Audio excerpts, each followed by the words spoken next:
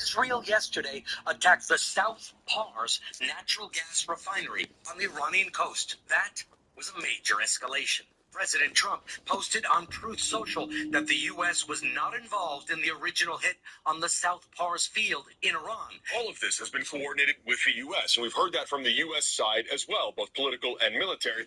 So, Becky, at this point, I think it's very difficult to believe Trump's claim that the U.S. and he knew nothing about the attack. Well, President Donald Trump claims that he wasn't notified by the Israelis prior to their strike on the South Pars gas field, which happens to be the largest gas field in the world, meaning that, the inflation we're seeing at the gas stations across the country, it's going to get worse. Now, Israelis do refute Trump's claims here, but Jake, honestly, it's hard to tell who's telling the truth because I don't trust either side in this entire debacle. But what do you think? Yeah, so I'm going to save who I think did it for in a minute. I want you to give the facts, and then I'll weigh in on it. But I also want to talk about how much Israel screwed us over with these strikes. I mean, it's a big FU to Americans, to the world. And they knew that it was going to be a double disaster. Why was it a double disaster? We'll explain that too. Well, on Wednesday night, President Donald Trump posted a lengthy statement on Truth Social saying that Israel, out of anger for what has taken place in the Middle East, has violently lashed out at a major facility known as South Pars gas field in Iran. A relatively small section of the whole has been hit. I mean, we saw the fire. It seems like it was a pretty big deal, but nonetheless, I'll continue. He says that the United States knew nothing about this particular attack, and the country of Qatar was in no way, shape, or form involved with it, nor did it idea that it was going to happen. Yeah, of course. Okay, so this gas field, it stretches to Qatar negatively as well. Why would you want Qatar did this? Qatar didn't do this. The Israelis did it. The Israelis have admitted that they did it. And it is devastating because the Iranians, they're going to retaliate, have retaliated, and how they retaliate by hitting oil and gas infrastructure in other Gulf countries. Anyway, let's go back to Donald Trump's statement. He says, unfortunately, Iran did not know this or any pertinent facts pertaining to the South Pars attack. And unprecedented no more attacks will be made by Israel pertaining to this incredibly important and valuable South Pars field, unless Iran denies and decides to attack a very innocent, in this case, in which the United States of America, with or without the help or consent of Israel, will massively blow up the entirety of the South Pars gas field at an amount of strength and power that Iran has never seen or witnessed before. Wait, who are you mad at? Are you mad at the Israelis? Why are you killing the Israelis against you? What are we talking about here? Yeah, so let me begin to break it down. Why is it a double disaster? So Israel knows that once you hit the gas allies gather, and that's what they did. That's why Donald Trump is saying that Qatar was not involved, and we weren't involved. This is why they struck against Iran. And that's why why bother saying all that? Because Qatar is a very important ally of ours, our largest base. And so Trump is trying to say Qatar could have known that Iran was going to strike back, because obviously Iran was going to strike Qatar, right? So he's trying to get that responsibility off of him. A little bit onto Israel, and then some. Actually, what actually happened? The in my opinion, Israeli side of this entire matter.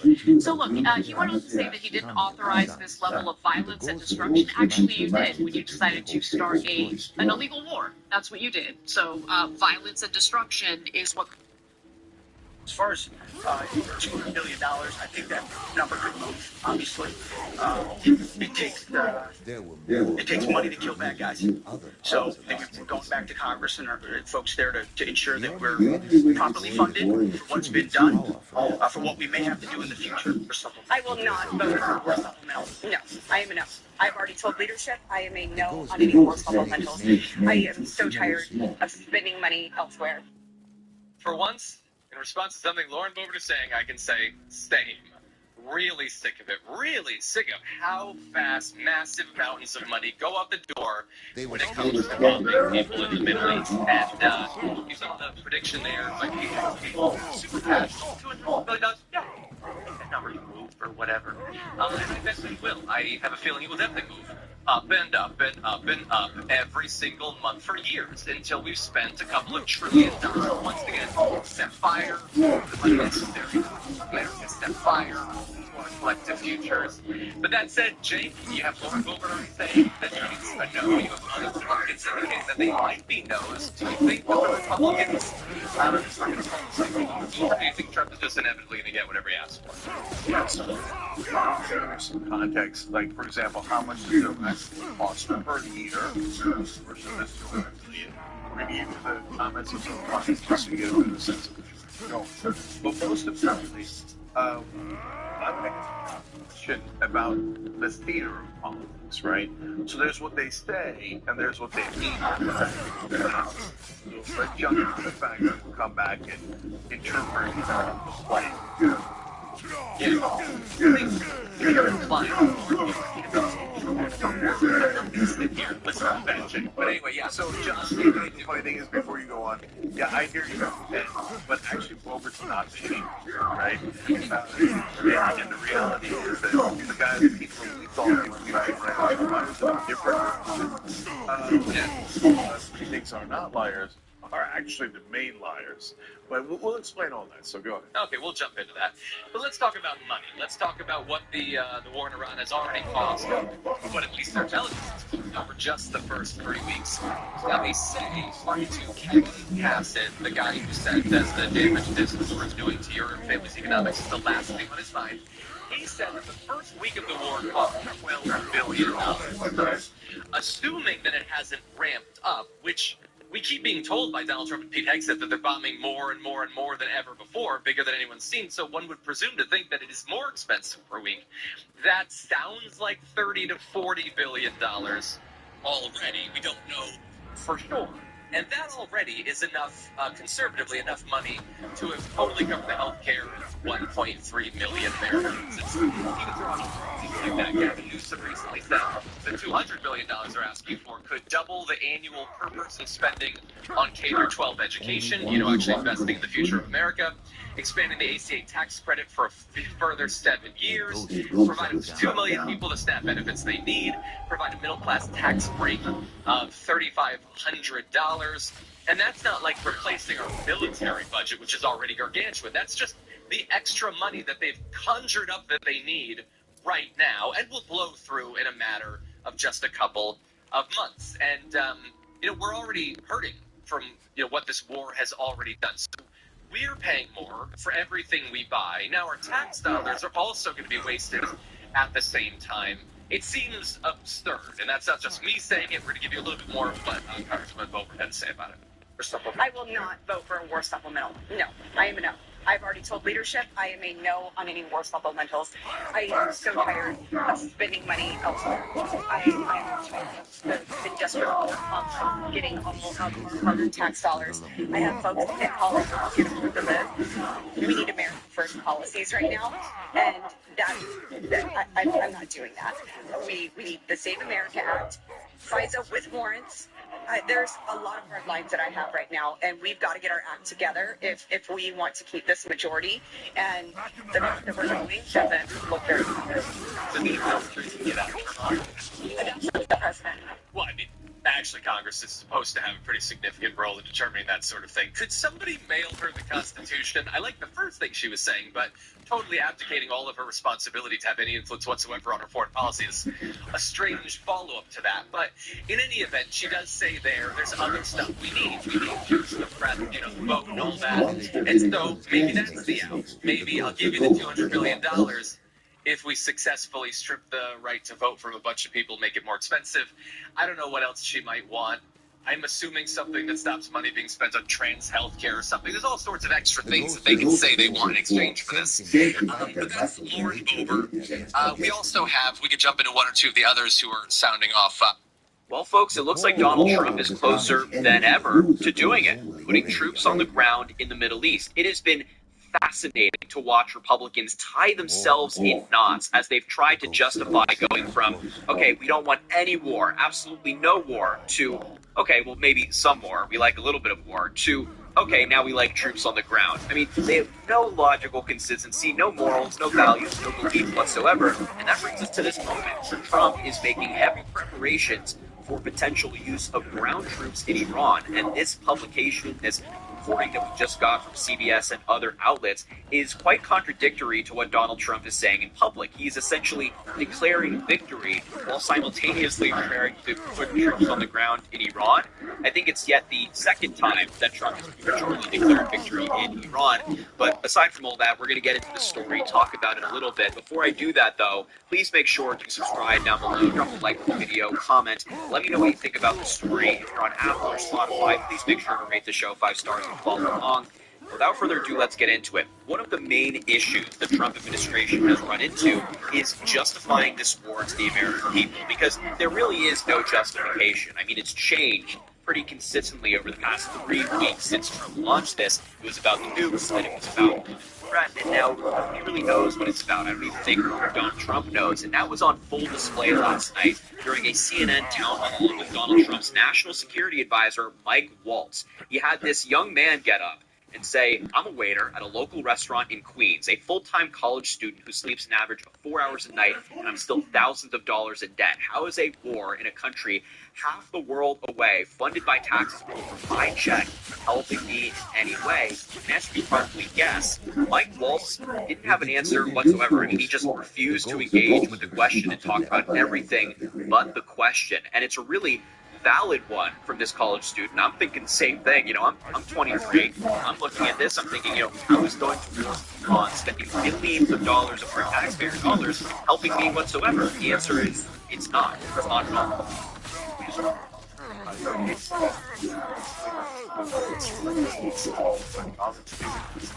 An average of 4 hours a night, still thousands of death. How is a war in a country half the world away, funded by the taxes pulled from my check, helping me in any way? Yeah, it's look, it's a valid and it's a tough question. I know for certain, and we just look at the things the president has put in place in terms of housing, corporations buying up whole neighborhoods, the tax cuts that he extended with the big, beautiful bill, the energy policy that he's putting in place, not only make us self-sufficient, but to lessen these dependencies and lower prices, even lowering prescription drug prices. The president's absolutely focused on what you're seeing day in and day out that's affecting your pocketbook. At the same time, as commander-in-chief, he has to weigh the risks and make the tough decisions facing some hard truths. We cannot have a world with a genocidal regime that holds not only your generation but the next generation hostage with nuclear weapons. And those are the tough calls that the American people elected him to make. And I can tell you, having worked very closely with him, he doesn't back off his red lines, and he doesn't enter us into bad deals. But those are tough decisions, no doubt, and I know they're tough for the entire administration. So the question was, how is this war helping me? And he just didn't answer that whatsoever. He just kind of said, well, suck it up. I mean, you got to suck it up because of our justification that Iran is getting close to a nuclear weapon. They can't possibly have that. Even though we had a nuclear deal in place that would prevent that, we can't possibly have that, because Trump ripped up that deal. And yet they provided no intelligence that the United States has gathered that indicated that Iran was anywhere near a nuclear weapon. So just not answering the question whatsoever. It's an ongoing struggle for this administration, and that's why I think you're going to see even more backlash to this article right here, this report, that Trump is looking to send our sons, our daughters to war, young people in my age range, to war in Iran, boots on the ground. CBS and, of course, other outlets, Pentagon officials have made detailed preparations for deploying U.S. ground troops in Iran.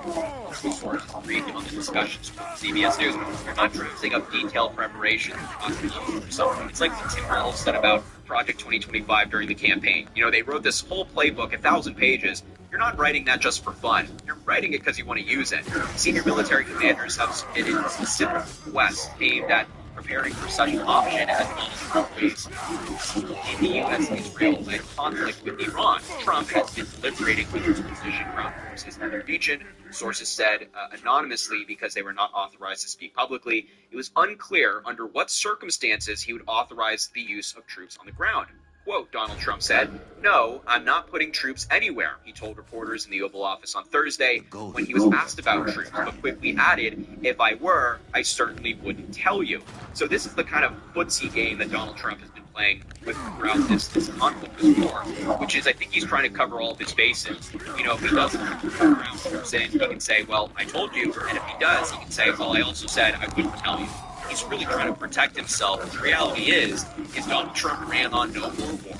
He ran on no more Middle Eastern conflicts, and he's completely breaking that promise. And if he puts boots on the ground, that is a slap in the face of every single American, but especially military families who are worried sick right now that Trump is doing nothing about it. Officials at the U.S. Central Command heard questions from CBS News to the White House and Pentagon. And of course, Caroline Leavitt put out a statement that is useless as always, saying it's the job of the Pentagon to make preparations in order to give the commander-in-chief maximum optionality. It does not mean the president has made a decision, and as the president said in the Oval Office yesterday, he is not planning to send ground troops anywhere at this time.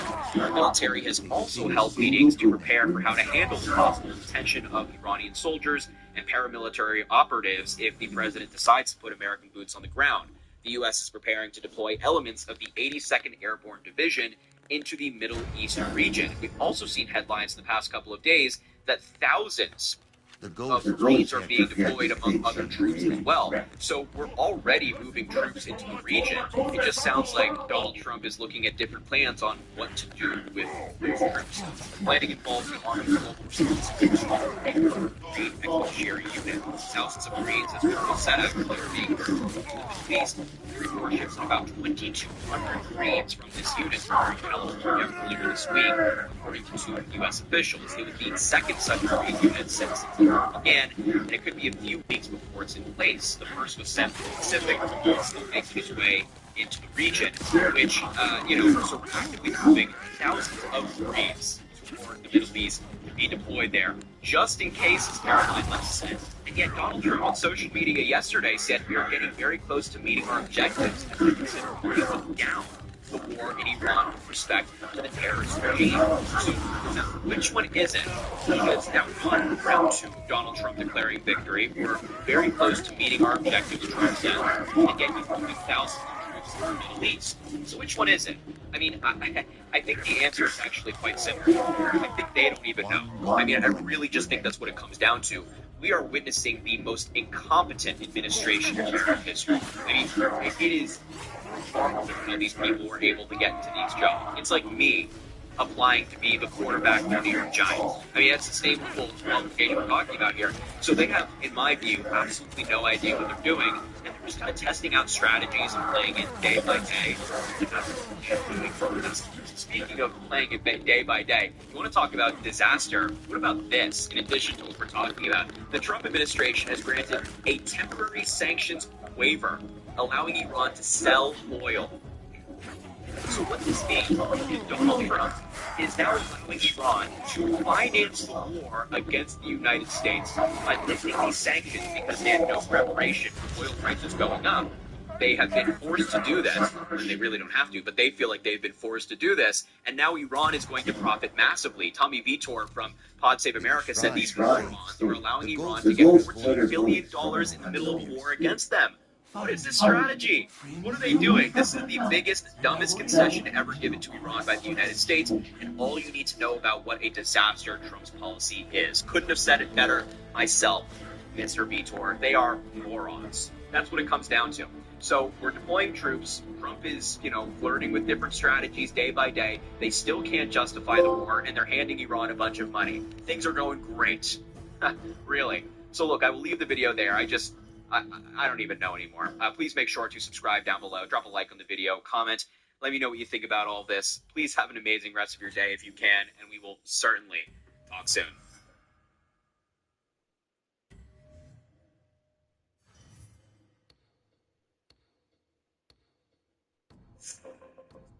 Trump calls NATO cowards for not jumping into the war with Iran. And if those aren't the words of a unifier, I don't know what are. This is just another day. If there's one type of art Donald Trump is well versed in, it's the art of the deal, which right now is coming in pretty handy for America. Because as the war with Iran continues, our president is going to have to really sell our allies on the idea of getting involved. President writing this, without the USA, NATO is a paper tiger. It didn't want to join the fight to stop a nuclear-powered Iran. Now that fight is militarily won with very little danger for them. They complain about high oil prices, they're forced to pay, but don't want to help open the Strait of Hormuz, a simple military maneuver that is the single reason for the high oil prices. So easy for them to do with so little risk. Cowards. And we will remember. Yeah, they are absolute cowards for not joining in the fight, says the man whose daddy got a podiatrist to help him avoid going to Vietnam. Although, judging by the state of Trump's ankles, maybe the doctor was right. But as his administration has told us many times, Donald Trump is a fantastic leader. So maybe all this NATO bashing is an essential part of his broader strategy. Some might suggest that he is now preparing for an exit to pass the problem of the Strait of Hormuz to those allies. If we analyse it very briefly, strategically, not that the president necessarily thinks strategically before he posts on Truth Social. Oh, shit. That was the most polite diss I've ever heard. We're going to get this man on gentlemanly roast battle. Mr. Trump is quite famous for being a birther, which is likely because he's able to give birth out of his next vaginal cavity. I have to say, NATO's lack of enthusiasm to jump into the Iran war alongside the United States is pretty surprising, considering how much they love us. The world respects us right now more than they have ever respected us before.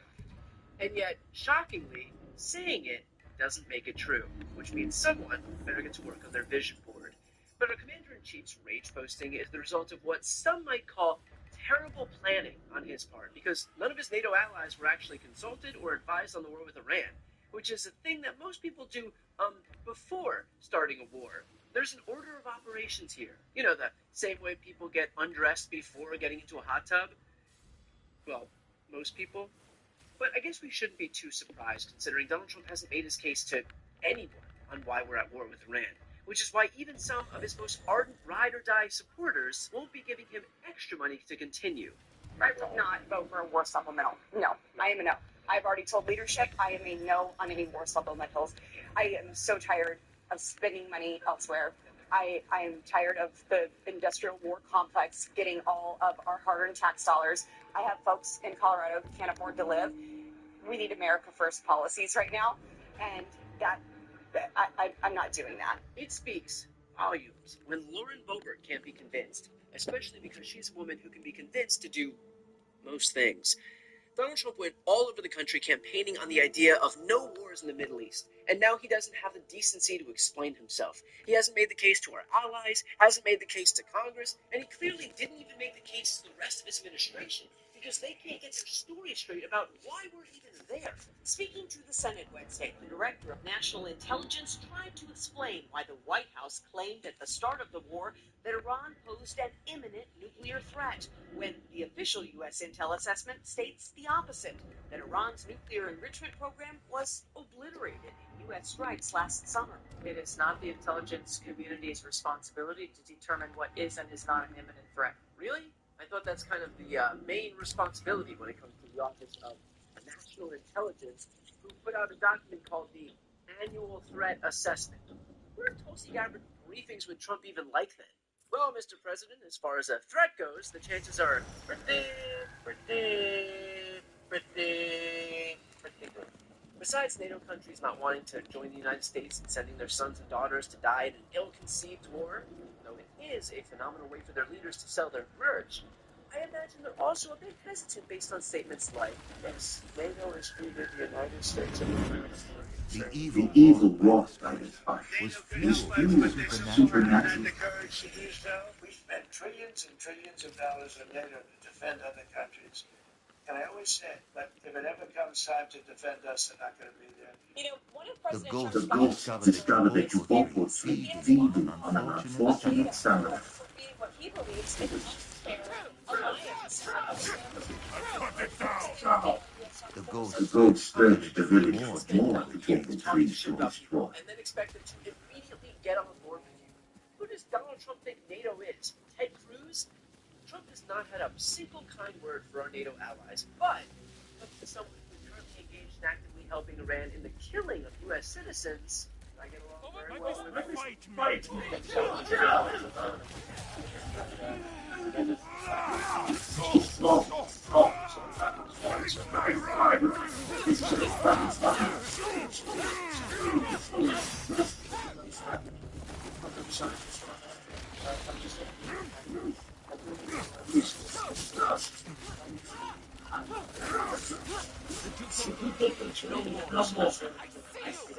Succeeding.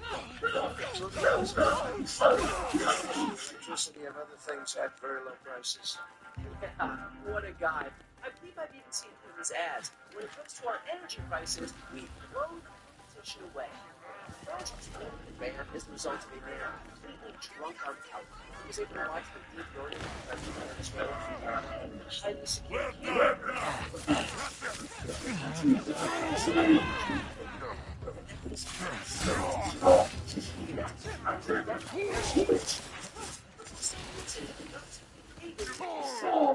and now he wants NATO to help him clean up his mess.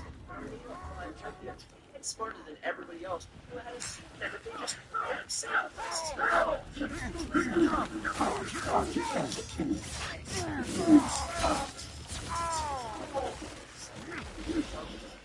we make sacrifices. About it, and a few months from now, he might not remember it at all. Oh, he'll remember it. He just won't give a shit. Just ask Michael Cohen, his fixer who did his bidding for decades. Former head of the RNC, Ronna McDaniel, would be scapegoated for a GOP election. Or he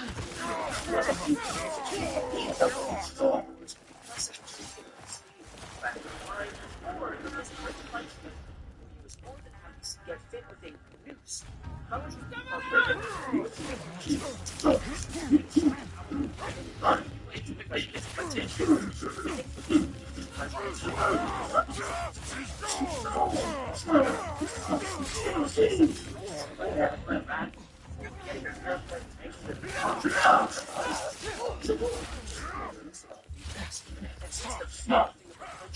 Sending Americans to slaughter is not being met with rave reviews, Iran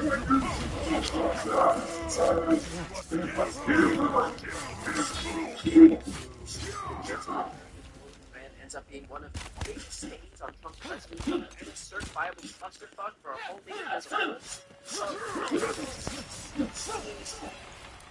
The Juboko phase infesting this village were destroyed, but there was still more to find. Donald Trump is posting about Epstein again, and I honestly cannot tell you why. Donald Trump, throughout the entirety of this Epstein cover-up, has been trying to play so many narratives out once in his life, none of them make sense. Two, none of them are fruitful and feed. They are all in such conflict with each other that it just shows how much of a liar Donald Trump is. And how talking to he is in the Epstein scandal. The latest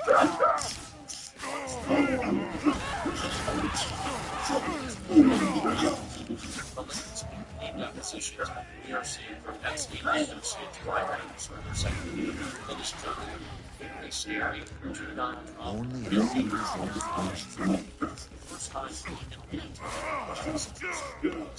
Epstein. So I want to begin with Roe before we get to that post, because I think it just kind of ties together.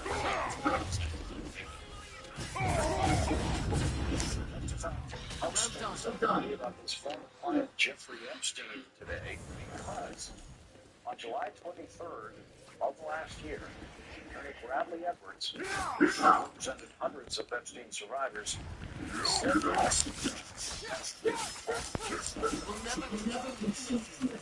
The ghosts freed the villagers before the Juboko trees could cease their blood. But there were still more victims to save. On his 50th birthday by Ghislaine Maxwell. Jeffrey Epstein's dead. He has an estate.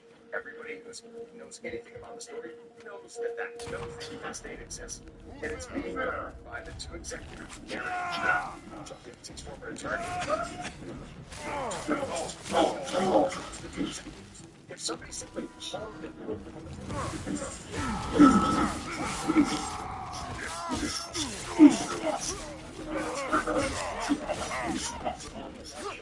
Bradley Edwards' suggestion about missionaries. That is how the oversight is done.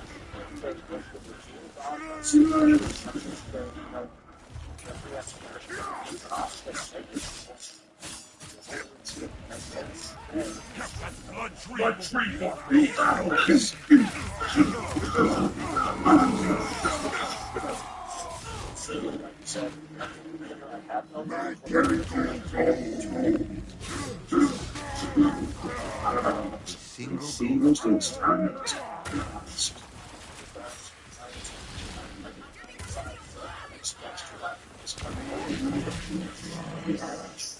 There's two women who were certain they were abused or trafficked by Mr. Epstein. Karen Dyke told the committee not a single woman has ever accused me of committing sexual abuse or witnessing sexual abuse or claimed at any time that she or anyone else reported the allegation of Mr. Epstein's abuse. Had I known that he was abusing or trafficking women, I would have quit working for him at once. I see you. He gave us something.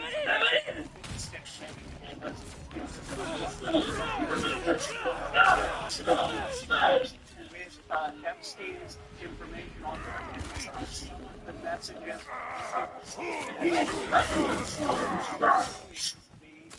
getting these hard times. This was not honest. Once free, the villagers freed the ghosts. Their families have been taken elsewhere to satisfy the hungries of the Juboko trees. The slaughter of anger the ghosts, strengthened their Testimony that he didn't know what Epstein was doing for decades is not plausible. I have always said, and I really do believe Upon it, their arrival, the that ghosts what's found not in the Epstein files could even damage than what even is in the Epstein files. And by that I mean when you bring in these associates, when they continue to implicate and exploit people, share more anecdotes, we can get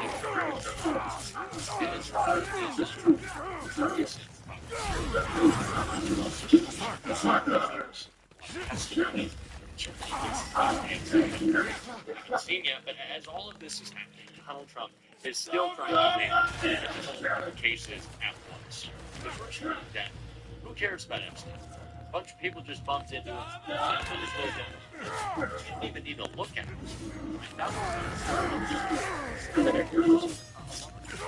Operation going on. People that we can catch.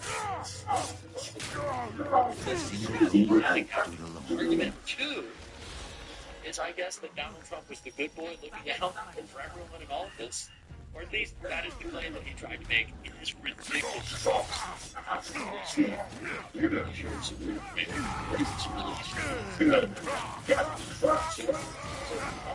and thank goodness you were stopping Epstein in the early 2000s, I suppose. Okay, let me get this straight. Stopping Epstein as he continued to associate with him and be his friend. And now he doesn't want that person coming in. Are you the guy? You can't tell me that this is a large, huge, breaking scandal of the century operation by Bill Clinton and Larry Summers alone with Epstein, in which Trump had to get the feds involved, but also only one ghost. So many different narratives, again, all contrast with each other. Now, if Donald Trump was, and he wasn't, telling law enforcement about Epstein and trying to stop him, then why won't he continue that pursuit as president?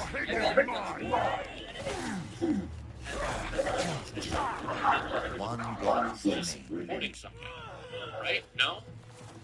Anyone else tracking that? So it doesn't make a lot of sense on that front. Now, does it? I just don't think it does. This is obviously such bullshit. And it should just be these funds. Of course, Donald Trump was in helping FBI informant and then had to retract that statement. And again, it just makes them look all that much more involved in this cover-up. Why is Donald Trump bringing stuff in the first place? Has done so poorly. But also distracted Epstein. Has it gone so poorly that now he wants to talk about Epstein again? I just don't know why he continues to try to make the case for himself when he doesn't have a case to make. And also, it just brings more attention, right? Like if you're saying that you were reporting Epstein and these crimes were so bad, and now law enforcement years later is praising you, isn't that cause to look into this more? It is not. You don't know what they're doing.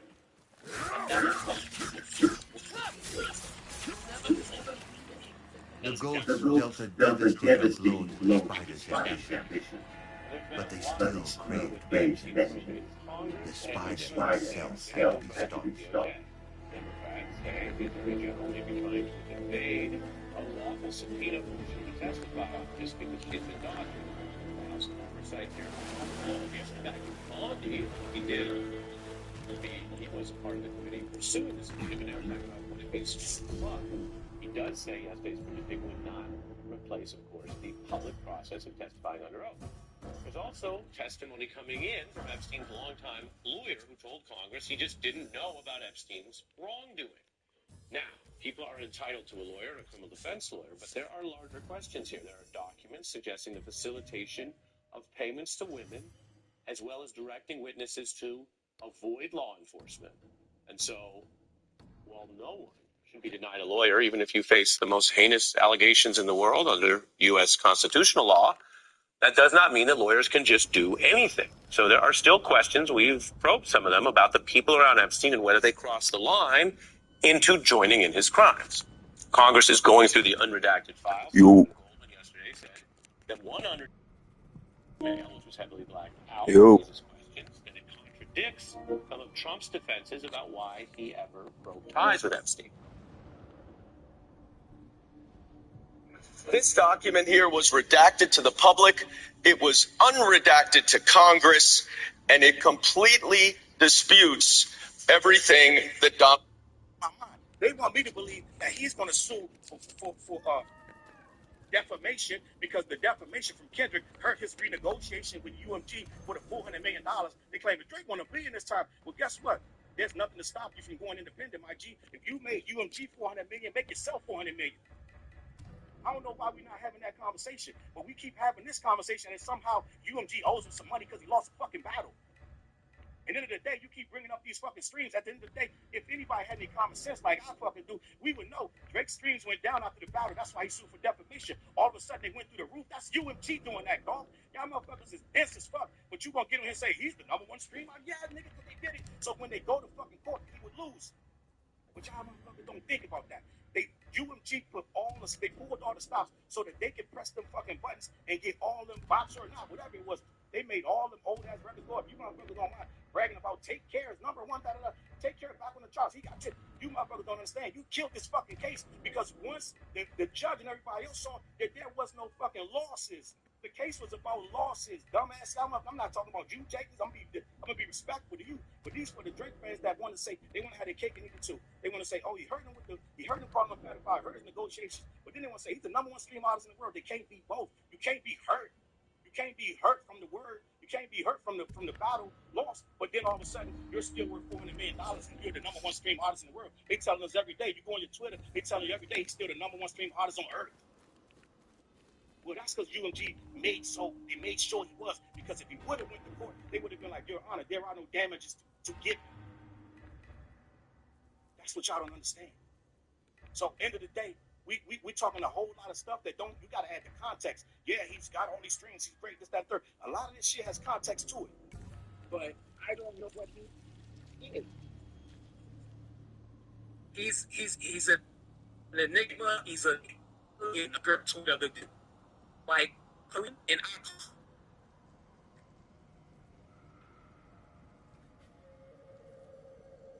yourself. Any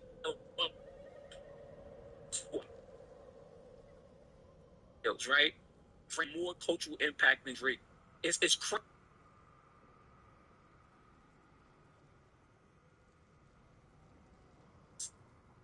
Yeah, right. So you said a few things. You started talking about Atlanta. So what you just did at all of those places when I don't.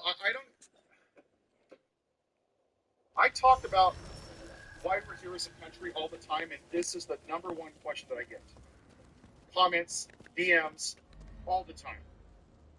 How is it that the entire world sees how stupid we are? And they're wondering, how did you elect this moron? And it's a very simple answer, and it has to be said again and again.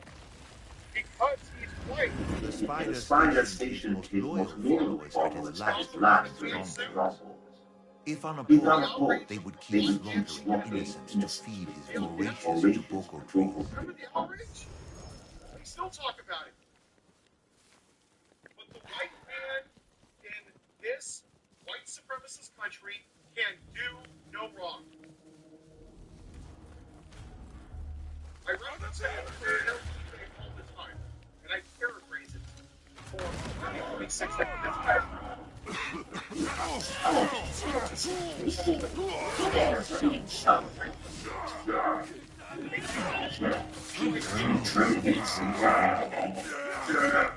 His best friend.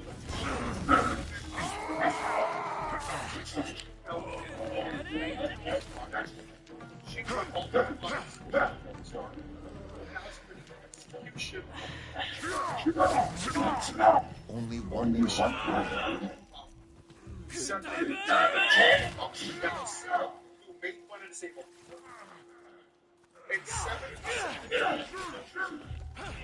A single goat.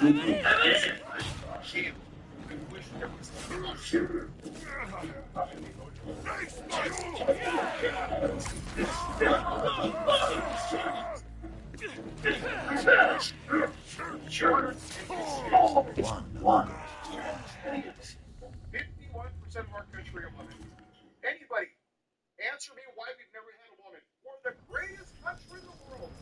God created us all equal in his image, right? Why is it that a woman can't be president? You voted for a man who sat on his fat ass, crapping his diapers, wearing orange makeup, while officers were beaten. Howard Leibergood took his own life after January 6th. Jeffrey Smith took his own life after January 6th. Gunther Hashida, Kyle DeFreitig, an officer Siddick died the next day. And 77 million people overlooked this because they wanted the white man. They chose him over Hillary Clinton. We had a little bump in the road with an old, crusty white man, Joe Biden. This isn't complicated, friends. I don't know what answer you want to hear. It has nothing to do with the economy. What do you hear now, right? How about rent the prices? Eggs, eggs. We came out of a global pandemic. The spider station is most loyal for From a deadly virus. And you bitched and moaned because prices were expensive. Well, no shit. Because the global economy came down because people were dying. And you said, oh, yeah, well, stuff was expensive. And now, that gas is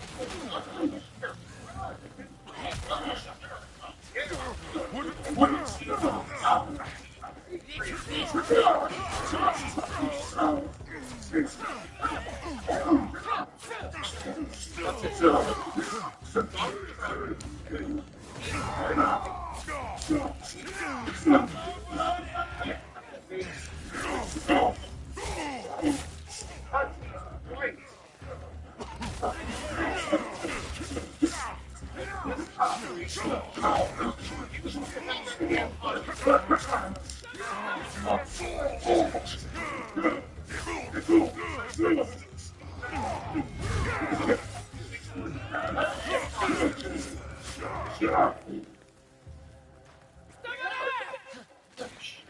Anybody that doesn't look like me, and it's disgusting.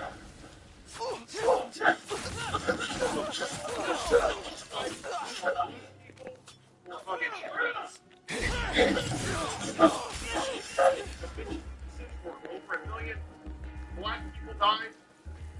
When we put Asians in internment camps, we sent bylaw. Victims of school shootings. What?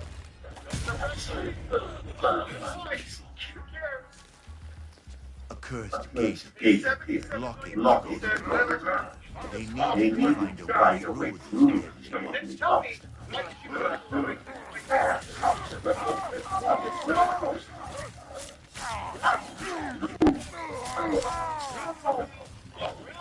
coming from Mexico that do the jobs that Americans or Americans do at the border. What's the border? The border.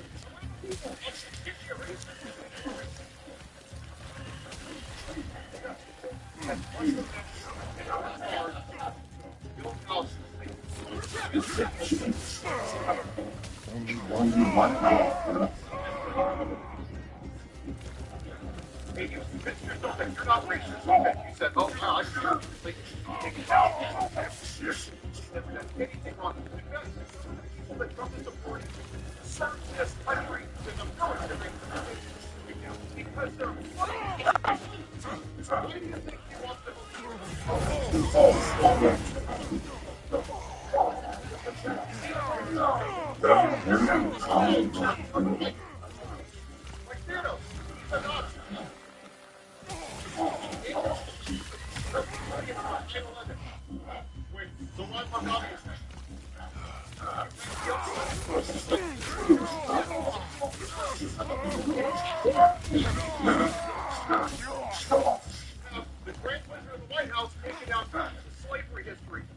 One of the spider's deadly follows which a single ghost remains.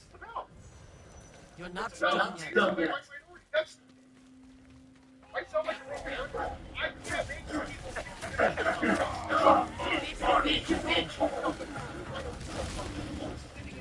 right now. Oh, I can't talk about it because of the law. You're not that I have.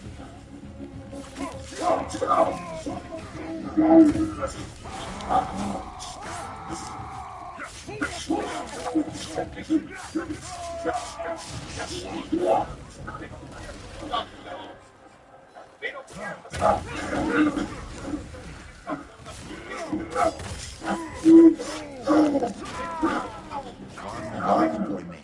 Concentration camps. But care about themselves. And about maintaining the war.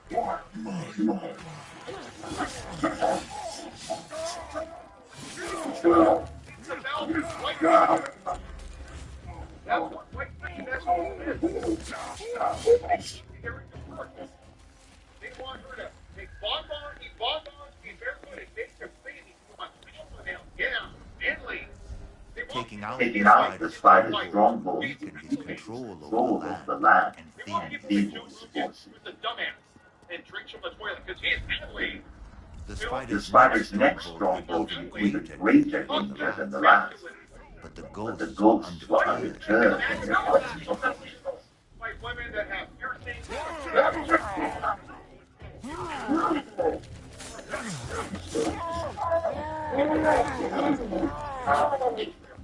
That's what MAGA men were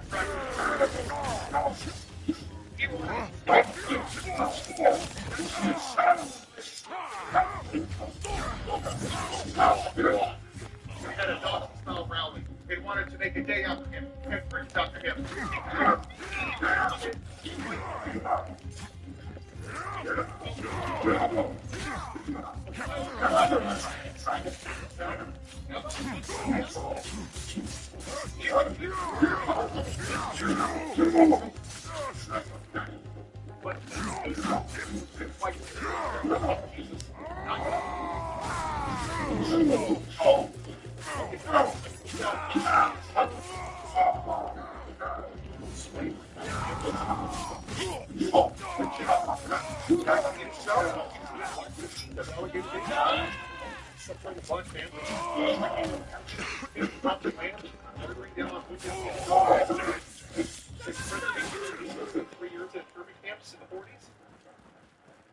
The 3/5 clause.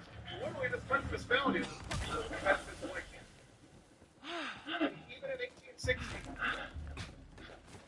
black people weren't considered citizens. And even after 100 years, even though black people were born here, you're not citizens because you're not white. Not even until the 1960s, almost 200 years after this country was founded, were black people even allowed to fucking vote. Does that sound like a great country? Think you can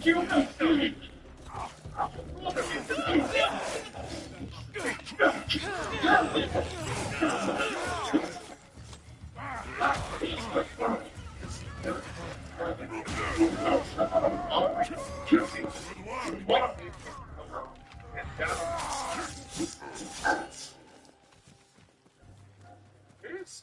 This country was triggered by a violence. And I know, I said this before, it is true that traditional family white values was going away and it scared the hell out of them. They want outside the White House was like the inside. And they went back to what they know, the plantation. The Grand Wizard White Trouble.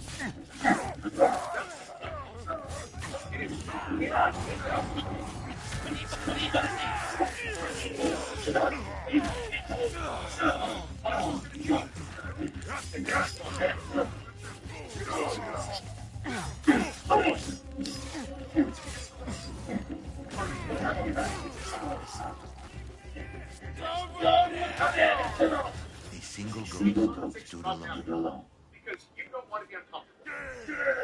Keep fighting.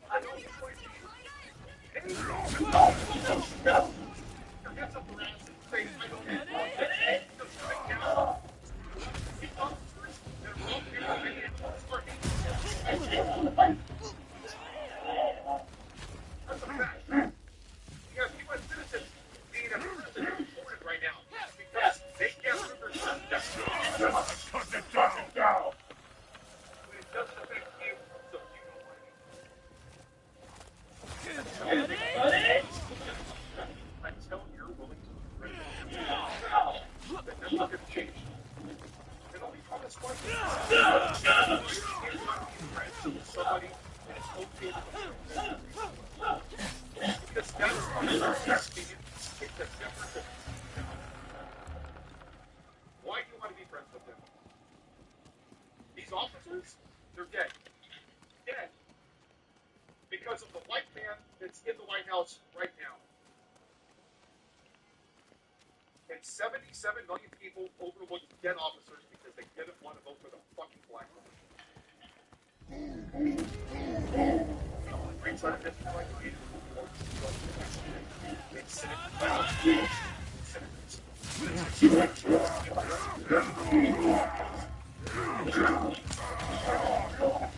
Only one ghost remained. Blame yourself for this sentence.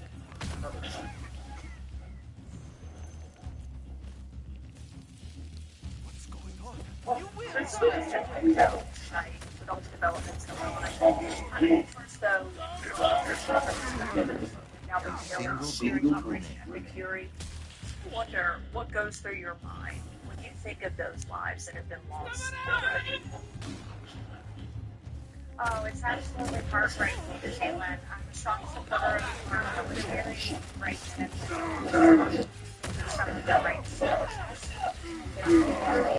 A single ghost That I should not have been lost. This war is not something that Americans voted for in 2024. In fact, we voted for the opposite. We voted for no more foreign wars, no more regime change.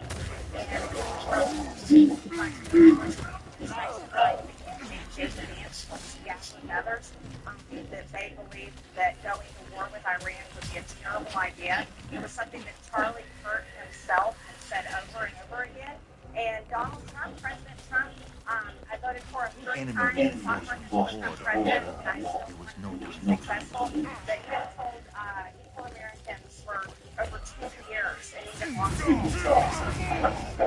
was really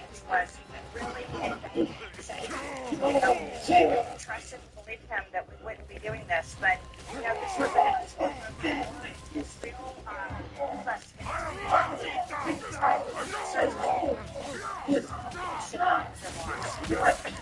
of course, the president was asked on that. He argued that it was in this matter. Here we are, 13 days in. He's claiming to the region do while they're there. Only a single ghost trace. Absolutely not. As a matter of fact, I, like many millions of Americans, are outraged by this. He never came to America and addressed the nation and gave clear reasons why he should go to war with Iran. Especially after he told us back in the summer that he had capabilities and had even chastised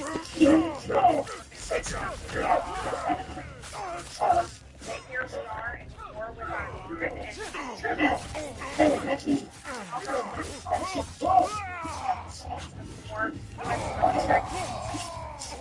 our military resources. Why are we sharing military resources away from other sectors of the world where it's much needed, and putting it all there to fight Iran and to With each strong war in the roll, Middle East?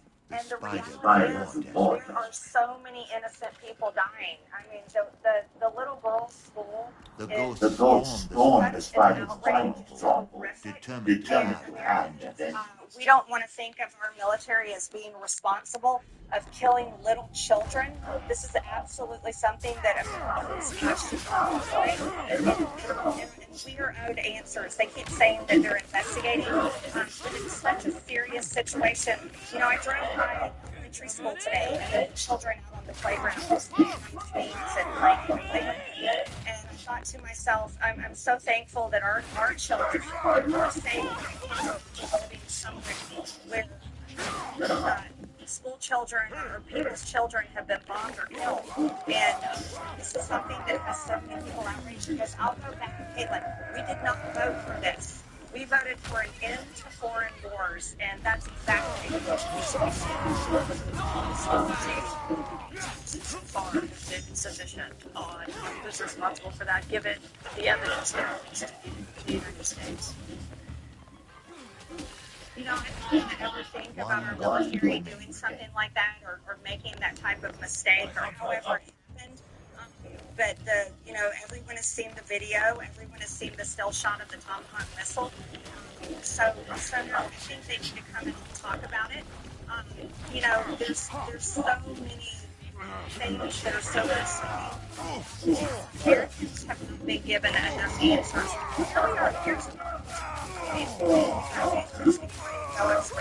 Gas prices are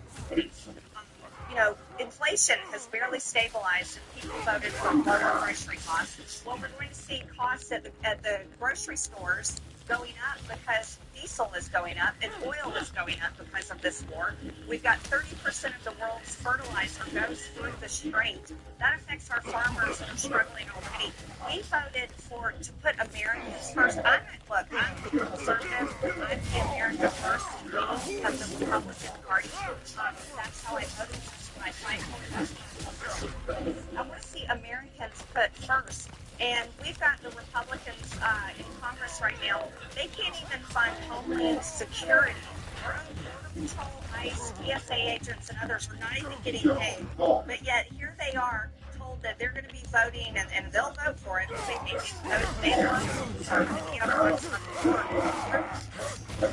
supplemental. $50 billion or more, while the war is costing us approximately $1 to $2 billion In spite a of the day, but yet we're not self-evident even funding intense Homeland darkness Security, and lurking Americans are still within struggling. Castle's And walls, Caitlin, I got to tell you, I'm the still ghost waiting could on only Mike Johnson to imagine roll what out that nightmare he Republican was health care preparing. plan that he boasted and bragged that he was going to have, because Americans can't even afford health insurance right now. Yeah, I think you said that this is not what the president's supporters voted for. I mean, you're someone who campaigned for him endlessly. You know what the Americans wanted. When you talk about just gas prices, they're up 70% per gallon in Georgia in the last month. The administration said today they have a plan when it comes to the Strait of Hormuz, which is basically choked off at this point, which is why those gas prices are so high. We're 13 days in. Do you think they I don't know if they have a plan or not, because they've never made a clear case to the American people why they are bombing Iran. They've never made a clear case why they are supporting Israel while Israel is bombing Lebanon, and while Israel totally grazed Gaza, killing thousands and thousands of people and children. No, I don't think they've made a clear case for this at all. And the reality is, this is something that Americans are so fed up with, and we voted to end it. That's what we voted for, to end all of this. Here we are over a year into President Trump's administration, and we're in a full-scale war with Iran that doesn't seem to be ending anytime soon. So no, none of it makes sense. You're someone who once said you thought that there was no one more than Christ. Obviously, he's long sought one. Do you think that there's any way he could still get one given this war? Remains. At one time when he wanted to be the president of peace and he wanted to end wars and constantly talked about no more foreign wars, no ending wars. Of course, I thought he deserved the Nobel Peace Prize. But do I think he deserves it now? No, absolutely not. And I don't think this is what the American people want. Look, I think there's a big divide, Caitlin, between the baby boomer generation and like Gen X, my generation, and the millennials. Our generations have been the ones that have been sent to fight these wars in the Middle East, and our generations have paid a huge cost, and we want to see it over with. But yet it's the baby boomers that are in power. They're just clinging to power, living out the end of their days. It really angers me, Caitlin, because I feel like they're ruining it for the rest of us. They're leaving us tens of trillions of national debt. Only 7 years from now, Social Security is going to be bankrupt. So me and you, our Social Security payments are going to be basically a we may never see a Social Security check.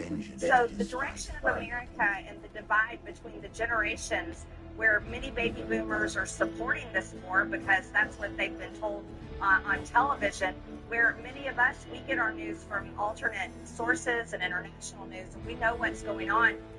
Here's the message for the rest of the world. The younger generations of Americans, we don't want war with the world. We want peace. We desperately want peace between all of our nations. We want good trade. We want to have good business deals. And we want to be able to visit your countries and you come visit ours. This is not what we want. This is not what we voted for. And I'm certainly praying for our military troops. And welcome back to the Dino Vidala Show. Joining us right now are two great guests to talk about a brand new PBS documentary called White with Fear, premiering in March. It examines a decades-long political strategy of exploiting white grievance. We've got Andrew Goldberg, Emmy Award-winning director and investigative journalist, and Eric Ward has been on before, civil rights leader, expert on white nationalism and extremism. Andrew and Eric, nice to see you again. Andrew, nice to meet you. Congratulations on a really gripping documentary. I watched it yesterday. It was really good. So congratulations. Thank you. We're glad to be here. Appreciate it. So it's great to see you. Good to see you again, my friend Eric. So Andrew, let me start with you. In the film, I should just say at the outset a point that you've made in the film that I remind people all the time. The last Democrat to win for president, the white vote, was 1964. Okay, so people understand this has been a while it's going on. But in your film, you talk about white victimization and white grievance. Explain for people, because that can mean different things to different people. What does it mean in this context? Well, in the context of this film, the idea of white grievance right, really ties down into what is described as probably the oldest hatred in this country, the biggest hatred in this country, which has historically been the hatred of black and brown people by white people.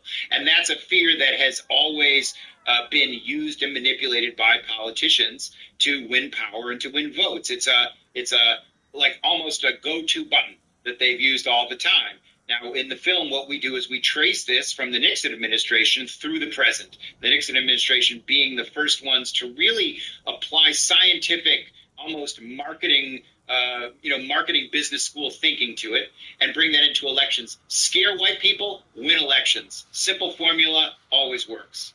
And it's a good point. And Eric, I'm curious, is there a difference between white supremacy and white grievance?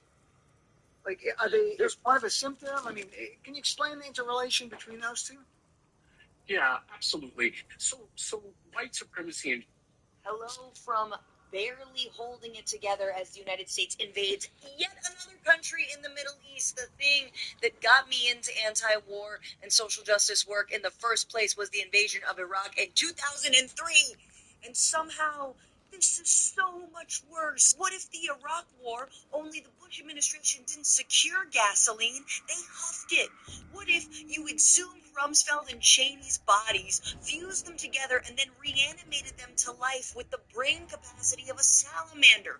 What if there were 3 more E's and 7 more Z's in Condoleezza Rice's name? What if Bush administration action figures melted in a hot car and were reconstituted into more mangled versions of themselves to be sold for 25 cents at a garage sale? Iran, I'm so sorry that you're getting the uncanny valley of war criminals, the AI-generated Ashcroft who knows how to push button but not form own thought. And the only reason I can even breathe, despite the rage that I feel, is that all of this is on Democrats who have left the anti-war mantle untouched for decades. Barack Obama beat Hillary Clinton over Iraq, and instead, littered throughout the Democratic Party, the so-called opposition party who are right now going on CNN saying that, well, Khamenei had to go, and I think it's great. You got these war hawks and Zionists and military dick-sucking ghouls who are leading this party, and I am so fucking tired of it.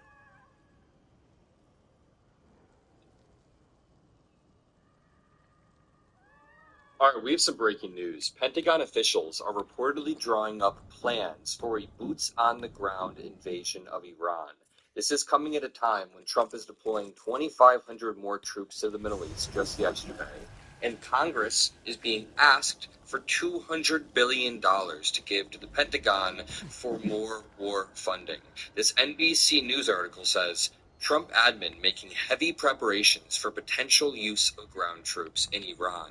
Now, we don't know exactly if they're going to do it, when they're going to do it, or what it's going to look like. Iran geographically is literally impossible to invade. It is surrounded by mountains on all sides, and the terrain makes it so that you'd have to go through miles of mountainous territory. It's honestly a suicide mission to send troops in this environment, but Donald Trump isn't thinking these things through. Pentagon officials have made detailed preparations for deploying U.S. ground forces into Iran. Multiple sources briefed on the discussion told CBS News. You know, I want to play for you all this clip in just one moment of a college student who went to a town hall last night at CNN. And I was at the CNN studio, and I saw this on the TVs. This college student asks a really beautiful question. His question is, good evening. I'm a waiter at a local restaurant in Queens, a full-time college student who sleeps an average of 4 hours a night and is still thousands in debt. How is a war in a country halfway across the world, funded by the taxes pulled from my check, helping me in any way? And this is a very, very good question that he won't faster my calls for the Trump administration. Honestly, he flops. He entirely flops. And I think something that people aren't talking enough about is, you know, not only the illegality of this war, not only the unconstitutionality of this war, but the fact that Americans didn't vote for this. At a very fundamental level, Americans should have a very strong say in what foreign policy looks like and what domestic policy looks like. Americans should be able to vote and have their voice listened to. And honestly, last election, the Trump-Vance ticket ran on pro-peace. They said they were the pro-peace ticket, which is obviously laughable now, but that's where the country was in that moment. And what do they get for that? What do the Americans who voted for that get?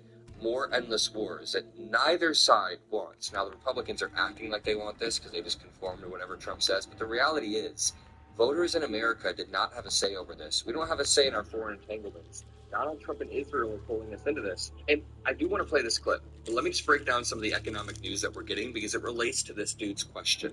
So yesterday we learned that investors are now betting overall U.S. inflation over the next 12 months will surge above 5%.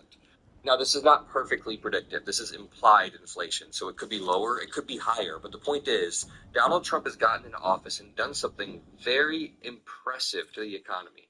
Like, I'm genuinely impressed. I'm impressed that he took an economy that was actually pretty stable. Inflation was going down, unemployment was going down, the GDP.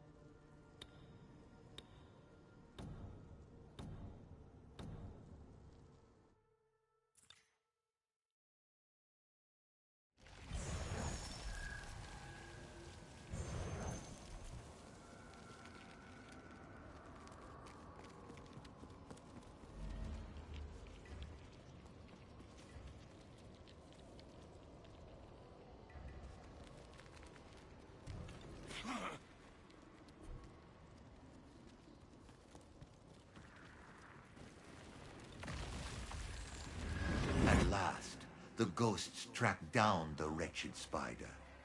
He had retreated deep into his castle, unaware the ghosts were lurking just outside.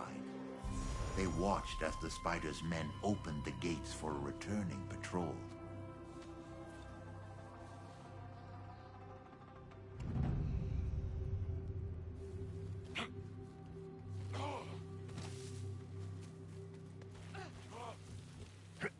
The ghosts were ambushed by powerful enemies.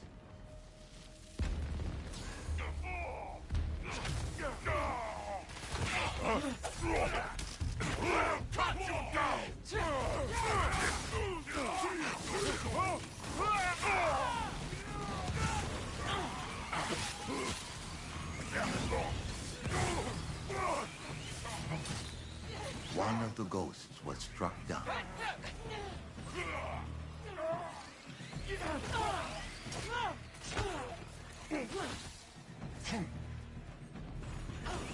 Back in the fight.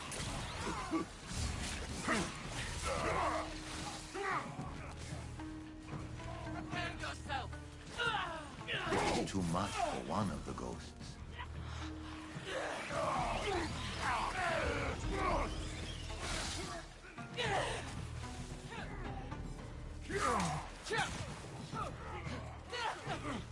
A ghost fell.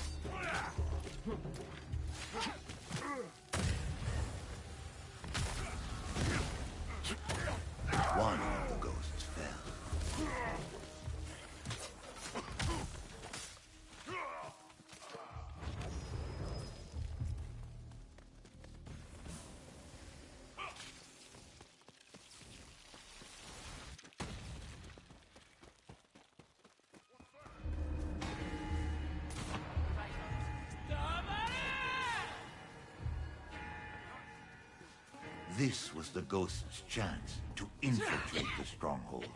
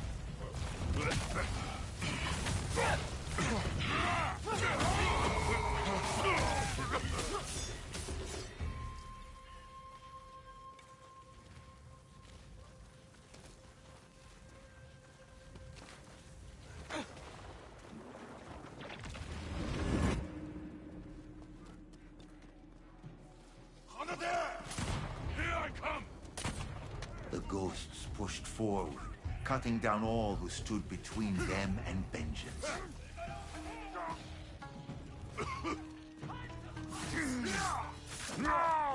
It was too much for one of the ghosts.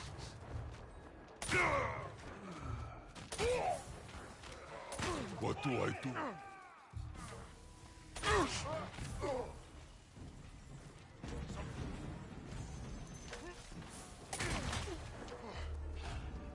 Face my wrath!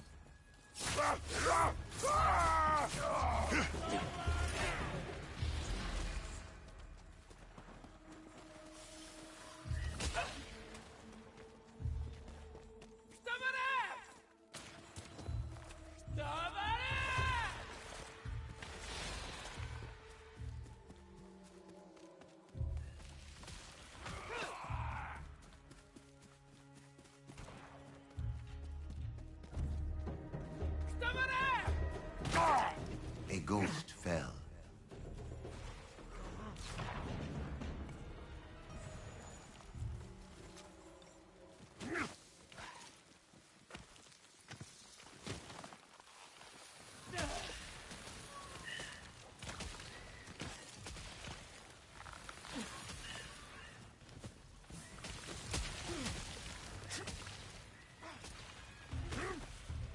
Get ready to bleed!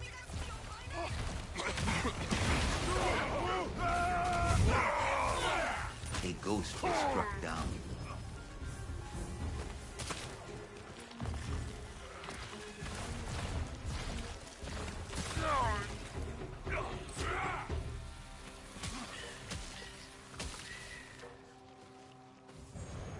Not today!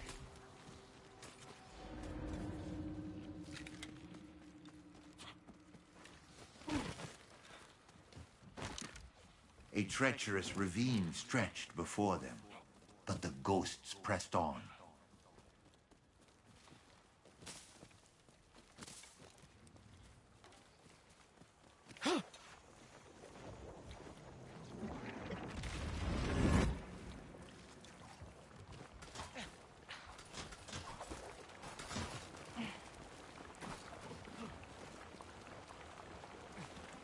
As soon as the ghosts entered the spider's garden, bloody roots coiled around the cursed gate, shielding it from harm. These Juboko trees had to be destroyed. Come in!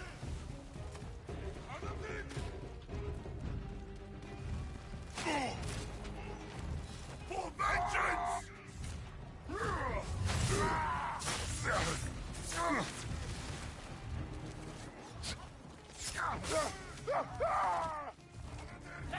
One of the ghosts was struck down.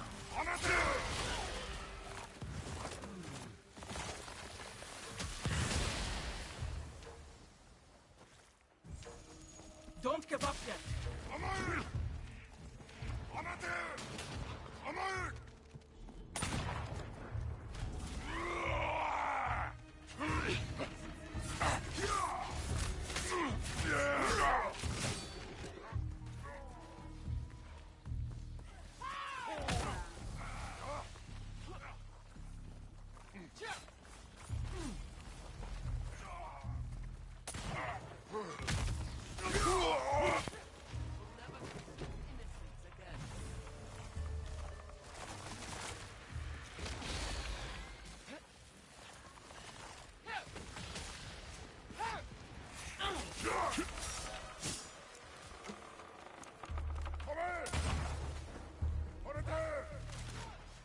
A ghost fell. Chupoka tree is no more.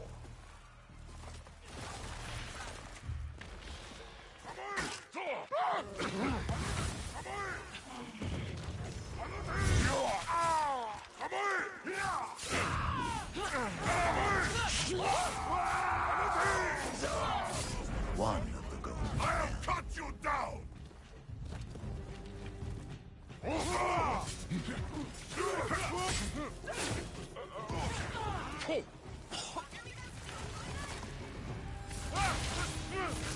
You call yourselves warriors?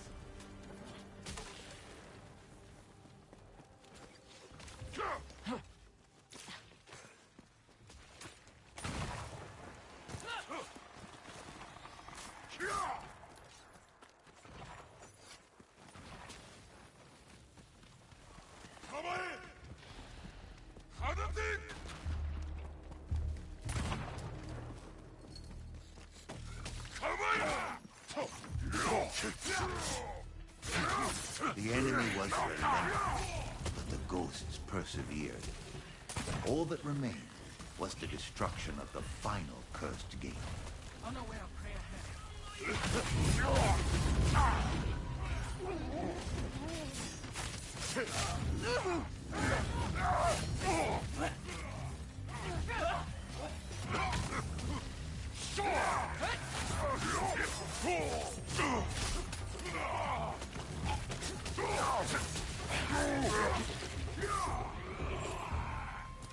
The ghost needed to find another way into the spider's sanctum.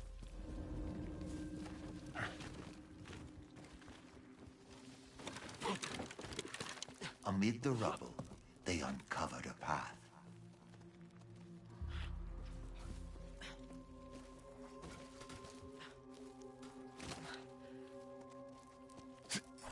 Fearless, the ghosts crossed the treacherous path as they advanced toward the spider.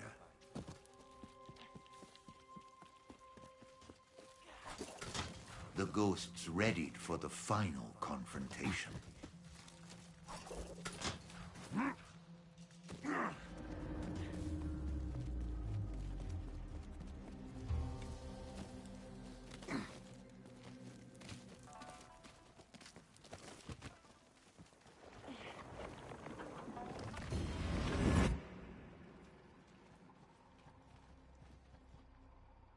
You're supposed to be. I'll lay waste to everything. The spider would pay for all the innocents he killed, and for his role in the ghost's own deaths.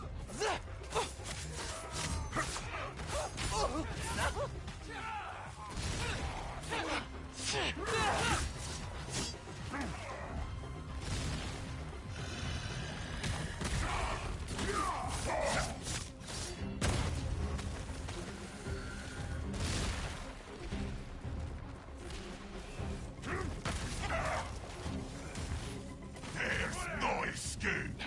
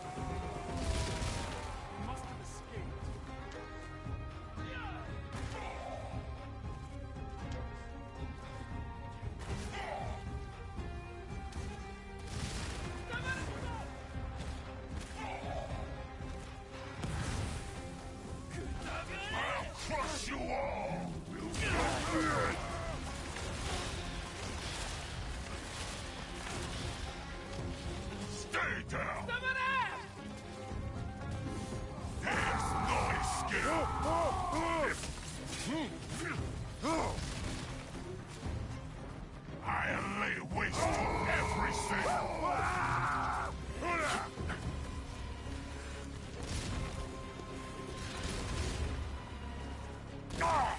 Only one ghost remained.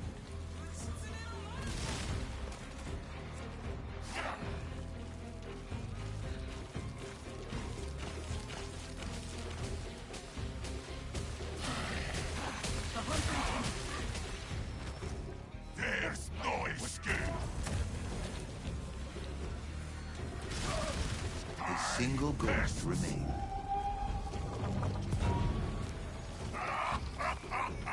Face my wrath!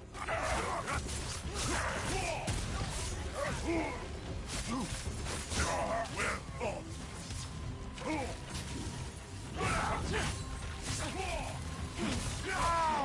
Next.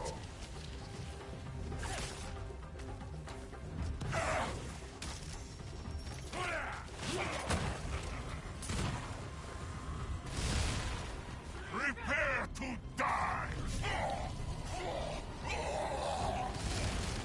It was My father will avenge me.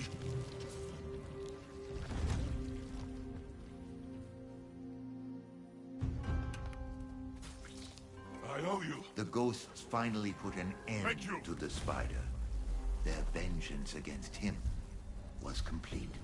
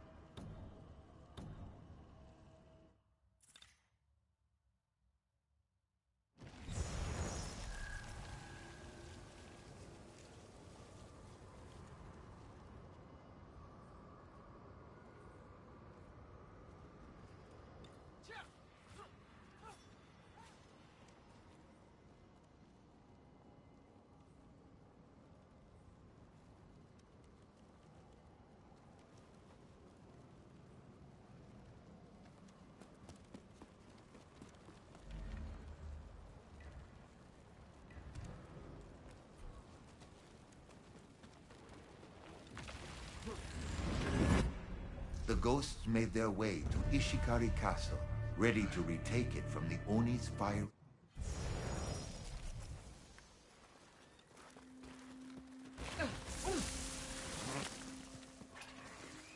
Someone...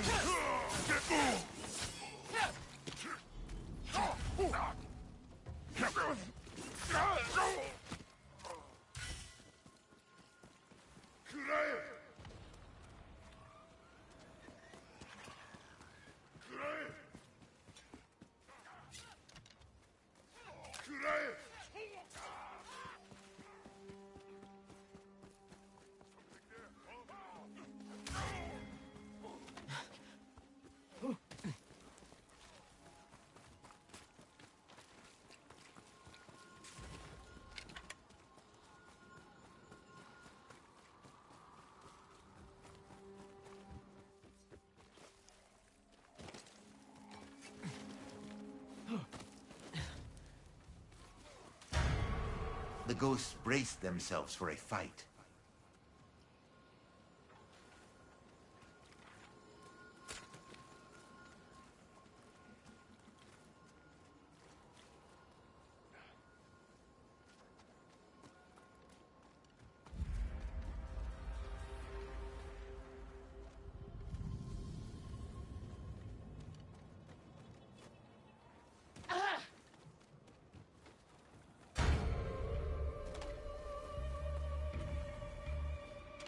Another wave attacked.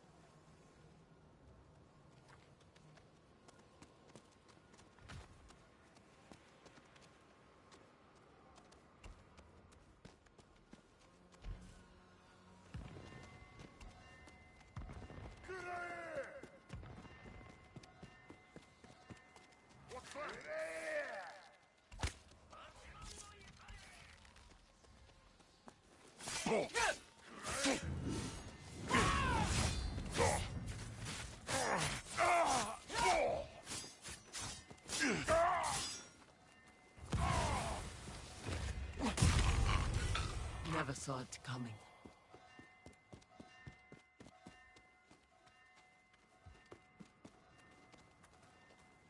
This is it!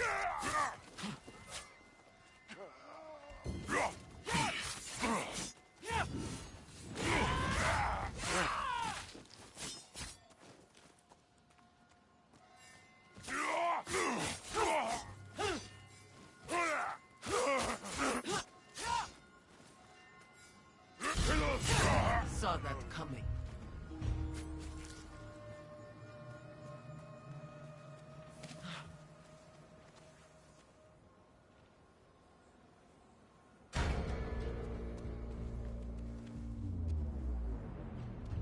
More enemies approached.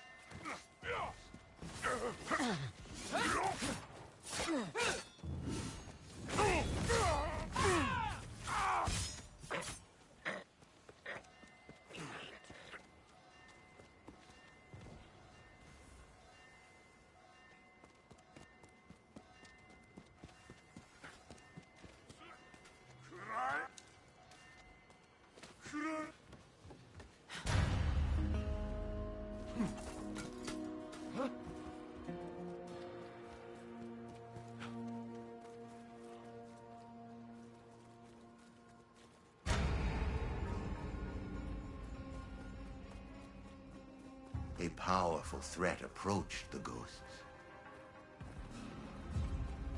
A spirit Ronin joined the ghosts as an ally.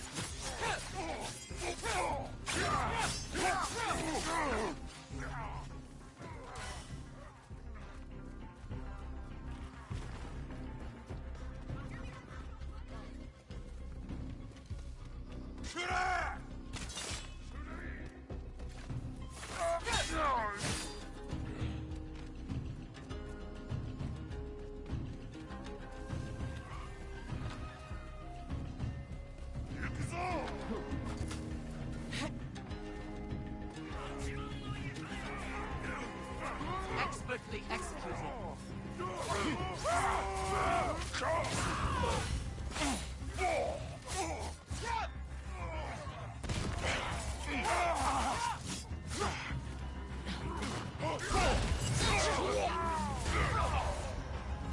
I was just getting started.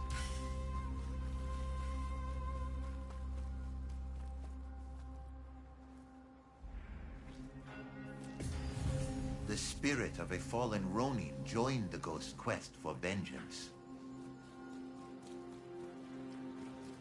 The ghost prepared for battle.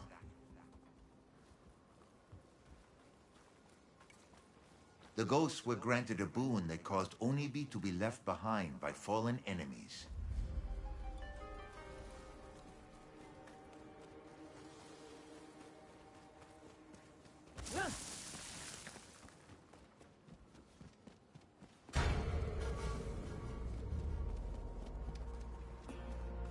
More enemies charged into the battle.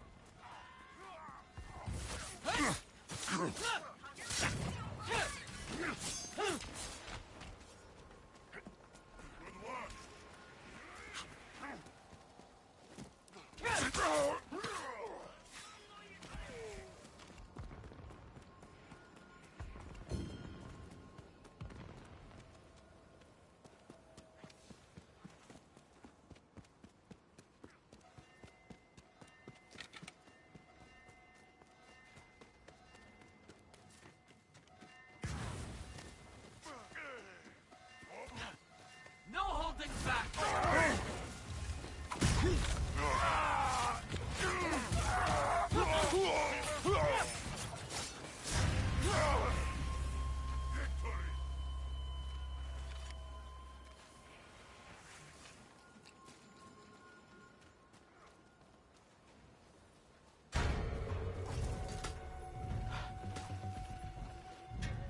The ghosts faced another attack.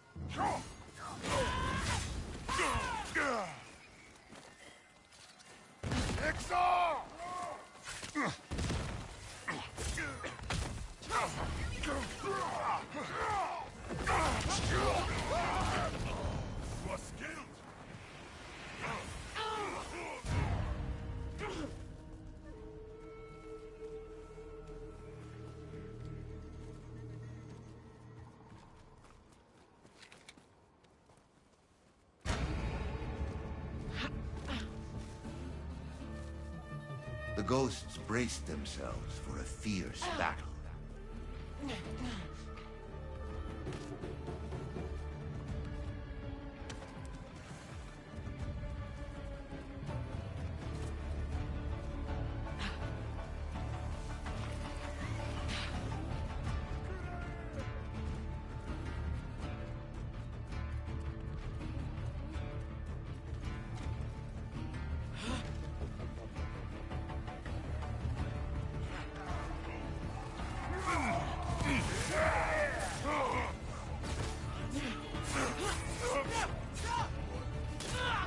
A ghost was struck down.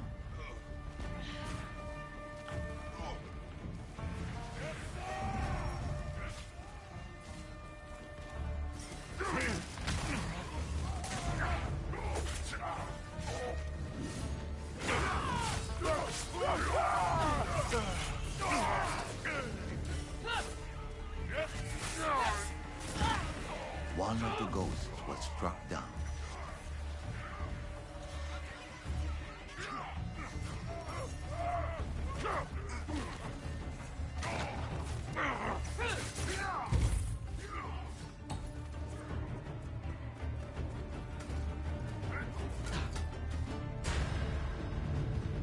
A good fight.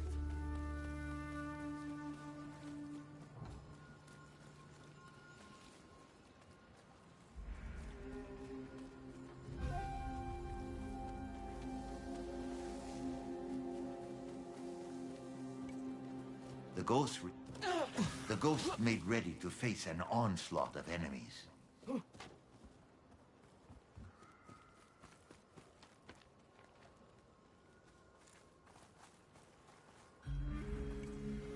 Help for the ghosts arrived in the form of a spirit Ronin.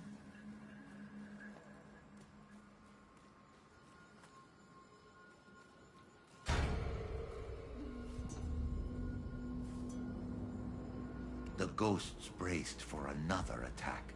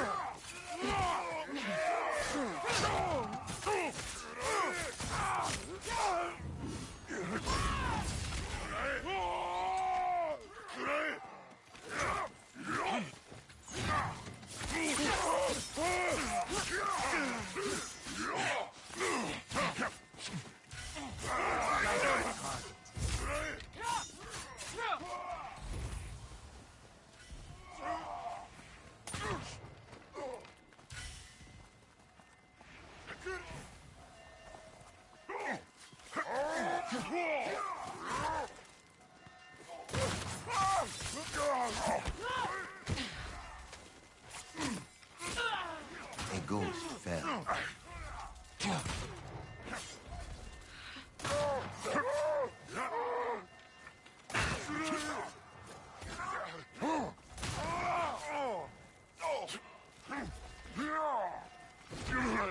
One of the ghosts fell.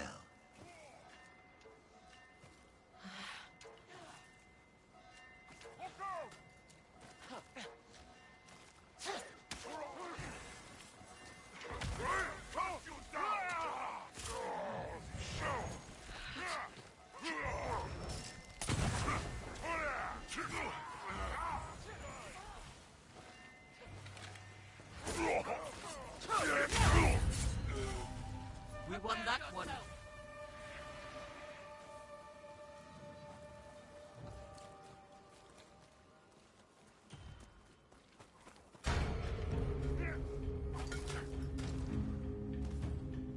A new group of enemies attacked.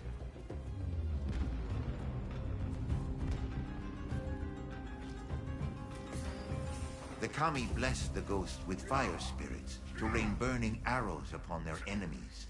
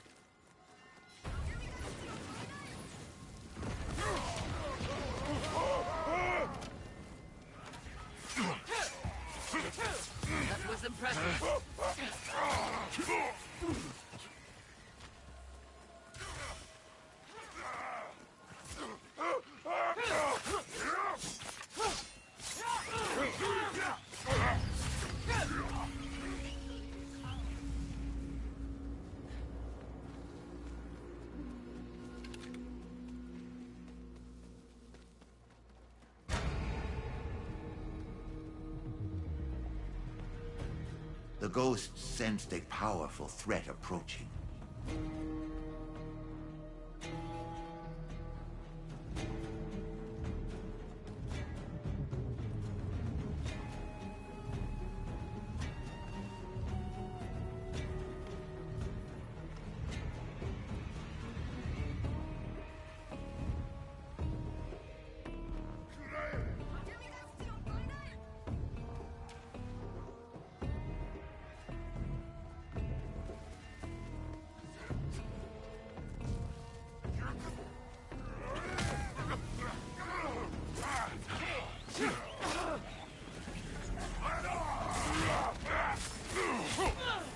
It was too much for one of the ghosts.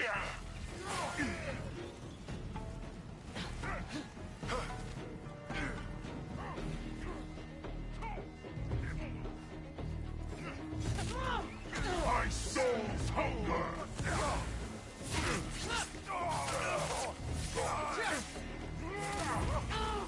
A ghost was struck. Baby sword strike there.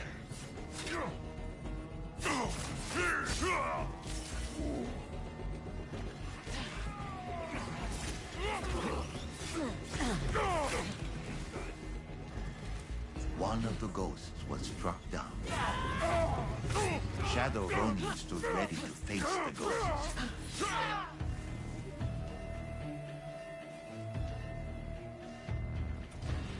The ghosts encountered Teru Teru Bosu.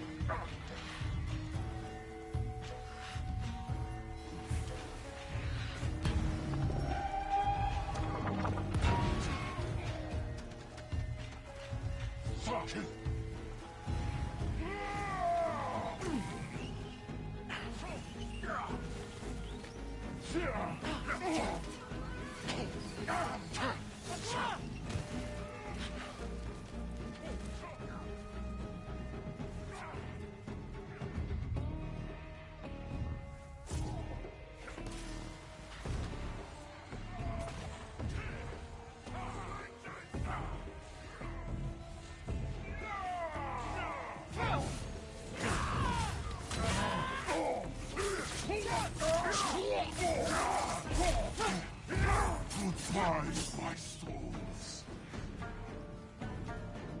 One of the ghosts fell. Prepare to die.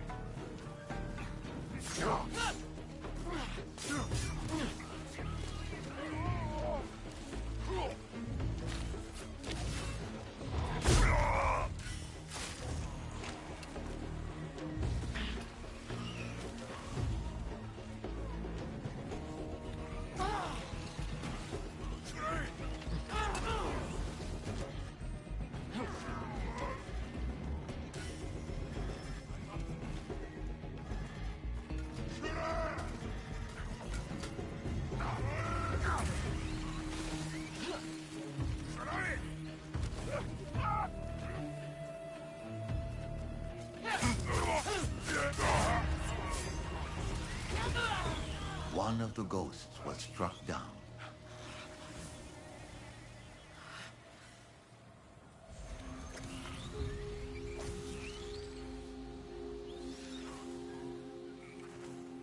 The ghosts greeted friendly fire spirits. The ghosts prepared to face a vast force of enemies.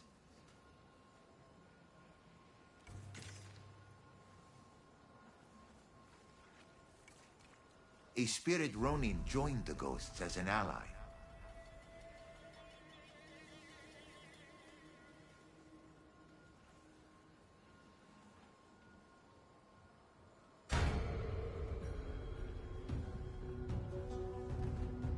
Another wave attacked.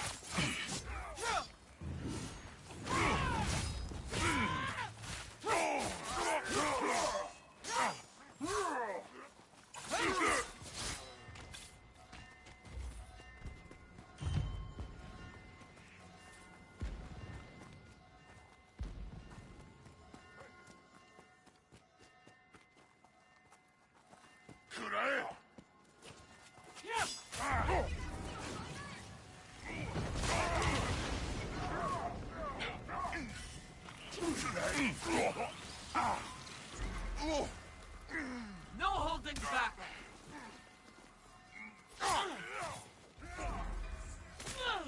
A ghost was struck down.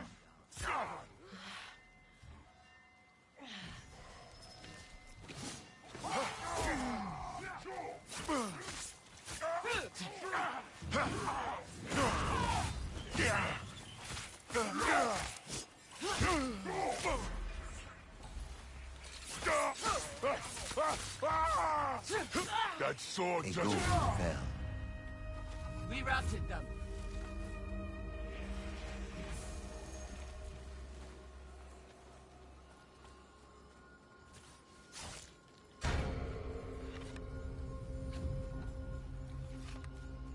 The ghosts braced for another attack.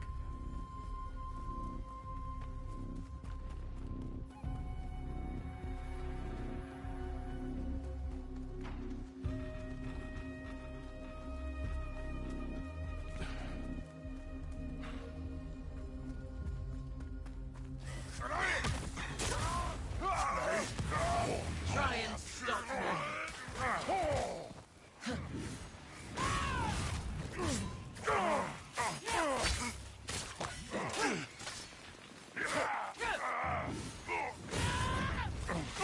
It was too much for one of the ghosts.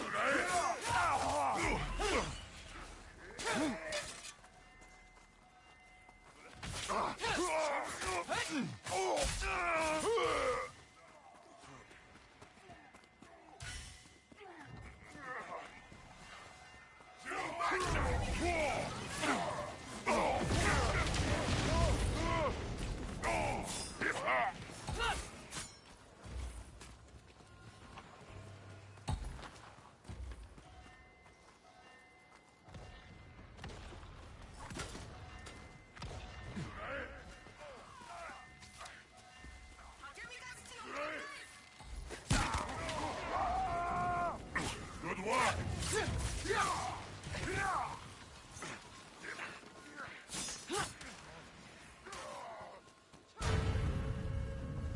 Victory is ours.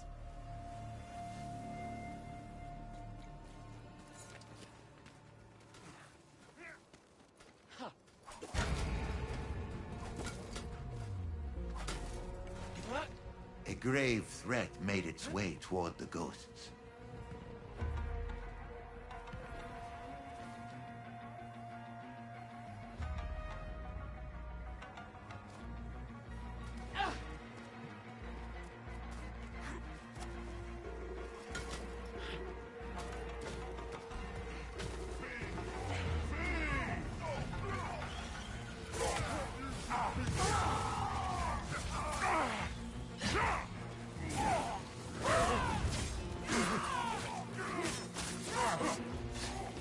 No holding back.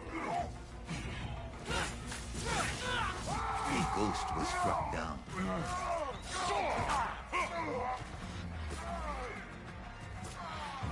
What was that?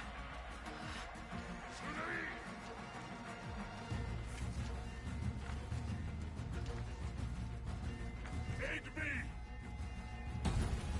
Shadow Ronin set out to stop the ghosts.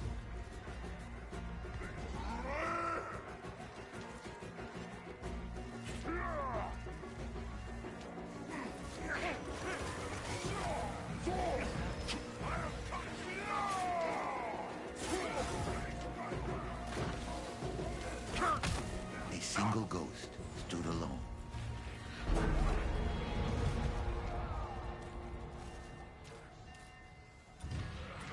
The last of the ghosts fell. However, vengeance never dies.